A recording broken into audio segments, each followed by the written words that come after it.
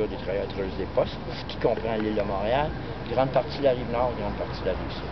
Bon, M. Duguay, on est à quelques heures d'une grève tournante. Comment ça va s'organiser? Comment ça va fonctionner, cette grève-là? D'abord, c'est à partir de 23h30.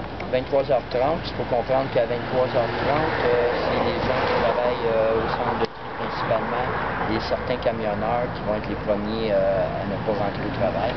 Pour par la suite, les cars de Léo Blanchette et toutes les installations et les facteurs, il n'y aura aucune livraison ni ramassage de courrier pour une période de 24 heures seulement. Est-ce que c'est surprenant qu'on ait choisi Montréal comme troisième ville pour tenir une grève tournante comme celle-là?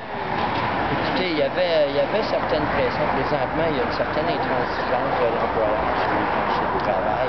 On avait une certaine pression de nos membres qui nous demandaient est-ce qu'on va être dans le débrayage. On apprécierait la façon rapide parce que l'intransigeance nous pousse à démontrer notre mécontentement à l'employeur.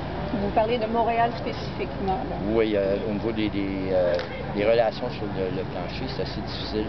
Je vais vous donner un exemple. Lundi dernier, Poste Canada, malgré le fait qu'il n'y avait aucune activité de grève, le député a mis fin à toutes les assurances. Et il y en a une de nos consoeurs qui a un cancer, qui avait 6 000 $ de médicaments à acheter qui a été refusé. On a appelé les gens qui étaient en vacances, leur ordonnant de rentrer, parce que sinon ils n'étaient pas payés. Certains ont eu des menaces de mesures disciplinaires.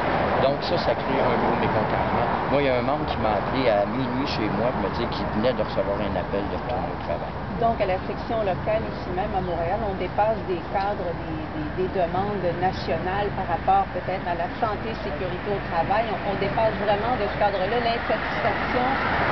Au niveau de la négociation, ce sont les mêmes demandes. Mais vous m'avez posé la question pourquoi Montréal, c'est suite à certaines pressions de nos membres, suite à ce qui est présentement. On parle donc concrètement de combien de personnes sont en grève à compter de 23h30? Environ 6 200 personnes. Et ces personnes-là, bon, vous l'avez mentionné un peu plus tôt, mais on parle, le courrier va être complètement paralysé, là, finalement. Pour une période de 24 heures.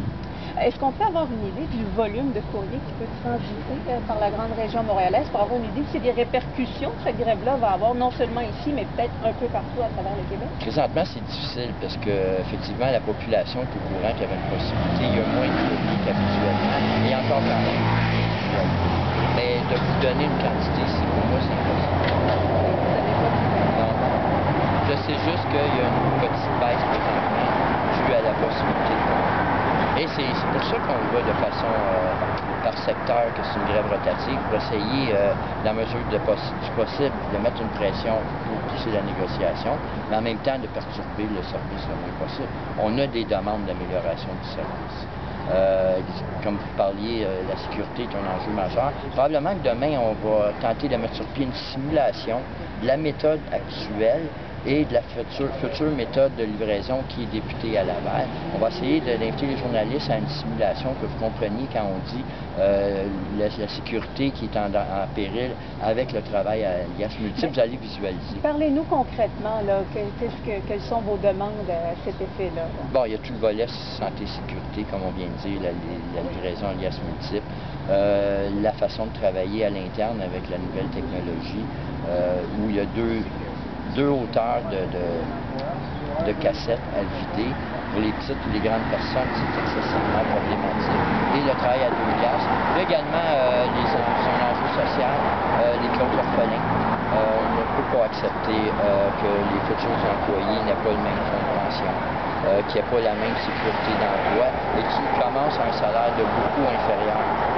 De plus, c'est eux, lorsqu'ils sont engagés, qui sont appelés à faire le travail le plus difficile. Donc, ce ne serait pas normal qu'ils aient un salaire beaucoup moins élevé que ceux qui sont déjà en poste. En ce moment, il y a des négociations qui sont toujours en cours. On parle d'une grève tournante toujours, mais est-ce que vous sentez que vos membres sont prêts à aller plus loin qu'une simple grève tournante?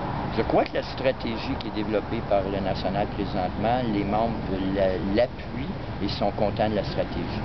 Comme je vous disais, Montréal, on avait une certaine pression, mais les gens ne tiennent pas à sortir en grève générale, sont contents de démontrer leur mécontentement pendant 24 heures. Bon, dites-nous, les activités de piquetage, là, ça va s'amorcer au cours des prochaines heures? Oui, effectivement, les Hauts-Blanchettes. Il faut comprendre que présentement, le quart de soir qui vont sortir à 23h30, probablement le plus petit quart, là, il y a peut-être 60 personnes. Donc, on ne connaît pas l'ampleur. On a demandé à des gens de nous de venir faire un tour, mais c'est au courant de la journée demain que dans toutes les installations, il devrait y avoir des activités de piquetage et pour après ça, arriver à un rassemblement devant la succursale. En terminant, dites-moi qu'est-ce qui se passe à l'intérieur des locaux, là? On est en train de se préparer. Je vois des gens en train de... Les gens appellent pour aviser, donner les directives. On a des gens qui appellent nos délégués pour faire le suivi téléphonique. Et il faut comprendre que les gens aussi nous appellent parce qu'ils ont beaucoup de questions. Monsieur Duguay, merci beaucoup. C'est moi qui vous remercie. Merci. Bye.